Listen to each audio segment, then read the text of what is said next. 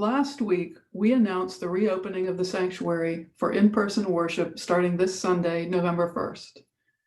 We've been working hard to prepare and do everything possible to make the experience safe and meaningful. As you might expect, some folks feel very comfortable returning to in-person worship and have eagerly registered to attend, while others have made the decision to continue worshiping online. Please know that this decision must be made according to what you determine is best for you and your family. No one should feel pressure at all to either attend or stay home. Both options result in joining your church family in worshiping God. We thought we would share with you some thoughts from the task force on how some of us made that decision, and also share what to expect, whether you attend in the sanctuary or in your home online. Two of our task force members are planning to attend Sunday, Dawn Smith and Phil Kerstetter. Let's hear from them about their decision. Good morning. My name is Don Smith, and I currently serve as chair of the finance committee here at Community Church.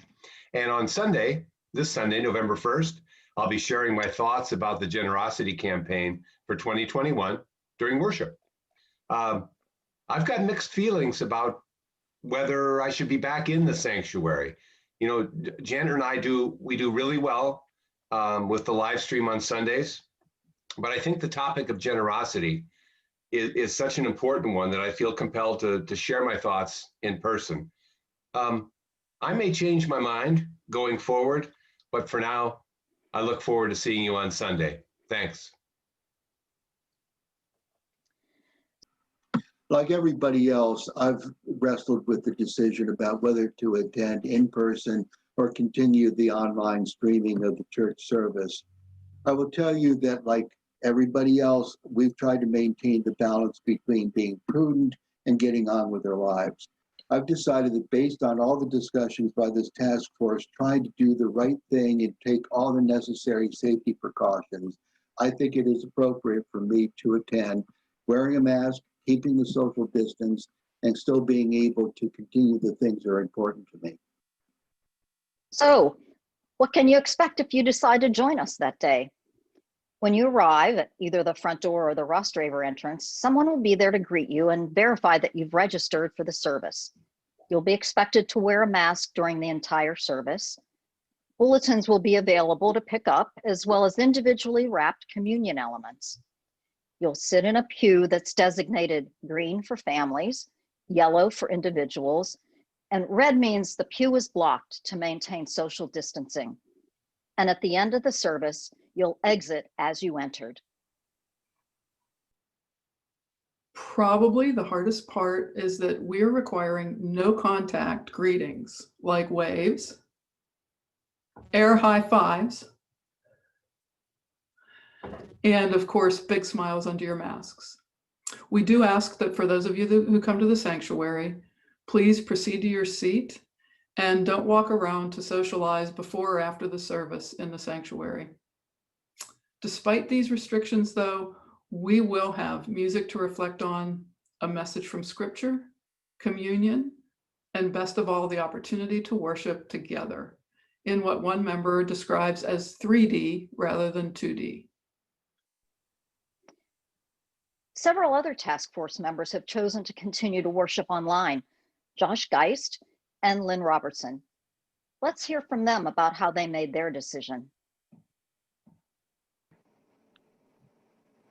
I will not be in attendance on Sunday, November 1st. My family and I will remain watching and enjoying the remote service and the virtual worship that we have every Sunday since March. My non-attendance is not because we're fearful. Quite frankly, we are very, very comfortable and confident in all of the steps that our task force has taken to make sure that our church members are safe. And I wish we could be there with you, but I hope soon we can. God bless you all. Hi, I will not be in attendance this Sunday, November 1st at in-person worship. due to some personal health reasons that place me at higher risk. But I am very grateful for the ability to watch and enjoy the service as we have been since March by live stream. And I think that's just one more example of how our church is very inclusive and tries to accommodate everybody's needs within the congregation. I, having been on the task force, know that the church is going to be as safe as it can possibly be. And I'm glad to see that we are back to in-person worshiping, and hope that those that do attend, once again, enjoy the service and hope to see you soon. Thank you. The online worship experience will not change much, but one thing to look for is that everything in the service will be done in person by the folks in the sanctuary. So instead of videos of scripture readings, time with the children, or music selections, it will all be live.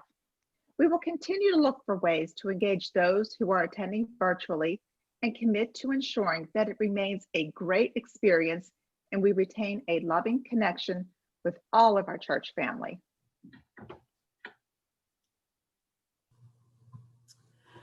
We look forward with great anticipation to this new chapter in our church's life.